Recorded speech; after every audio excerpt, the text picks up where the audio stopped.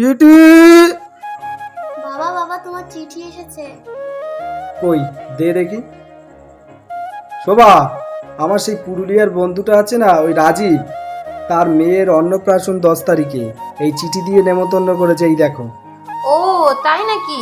হ্যাঁ, কি করবে, যাবে নাকি? তোমার যদি অফিস ছুটি থাকে তাহলে চলো, এমনিতে তো মেয়ে স্কুল ছুটি। মা মা আমরা কোথায় যাব? আরে সেই রাজীব কাকুর বাড়িতে যাব আমরা।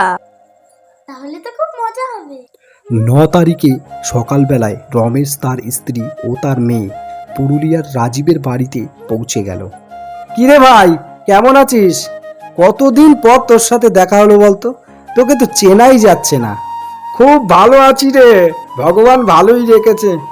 বৌদি, আসতে কোনো সমস্যা হয়নি তো? না না, কোনো সমস্যা হয়নি। তিতলি মা, কেমন আছো? ভালো আছি কাকু। অনুষ্ঠানের দিনটা বেশ ভালোই কাটলো তাদের। 11 তারিখে সন্ধ্যা 7টায় তারা পুরুলিয়া থেকে ট্রেনে উঠল কলকাতায় উদ্দেশ্যে। ট্রেনে 1 ঘন্টা কেটে গেল। ঠিক 8টার সময় একটি আলোহীন স্টেশনে ট্রেনটি হঠাৎ থেমে গেল। প্যাসেঞ্জারদের মধ্যে হইচই পড়ে গেল।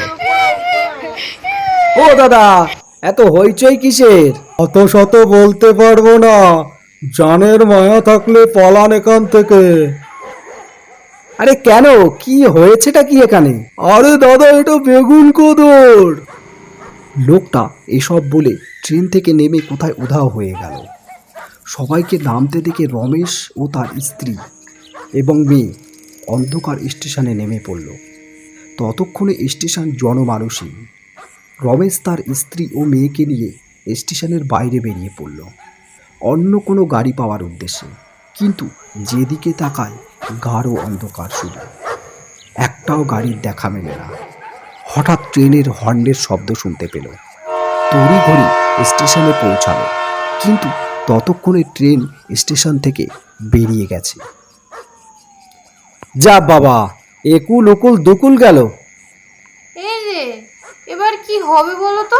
কি আর হবে, পরের ট্রেনের জন্য অপেক্ষা করতে হবে। এত বড় একটা স্টেশন, একটা মানুষেরও দেখা নেই। ও মা, আমার না ভালো লাগছে না, ভয় লাগছে এখানে। বলছি কি, স্টেশনের বাইরে যাই চলো, যদি কোনো অটো রিক্সা পাই।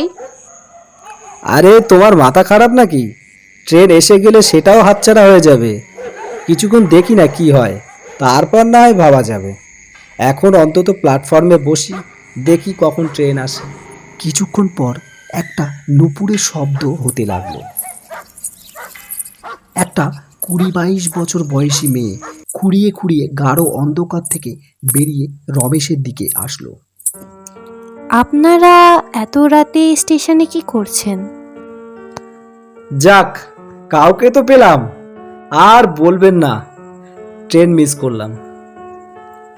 কিন্তু এই নির্জন স্টেশনে আপনি কি করছেন? আমি তো এখানেই থাকি। ও আচ্ছা। ট্রেন আসতে ঢের দেরি। আপনারা যদি চান তাহলে আমার ঘরে গিয়ে বিশ্রাম করতে পারেন। কিন্তু আপনার ঘরটা কোথায়? ওই যে দেখছেন স্টেশন মাস্টারের ঘর, ওখানেই তো আমি থাকি। ওই অজানা যুবতীর কথা মতো রমেশ, তার স্ত্রী ও তার মেয়ে সেই স্টেশন মাস্টারের ঘরের দিকে যেতে লাগলো। ও মা মা, এই দিদিটার পা দুটো কেমন যেন লাগছে। দূর বোকা, ওরম বলতে নেই কাউকে।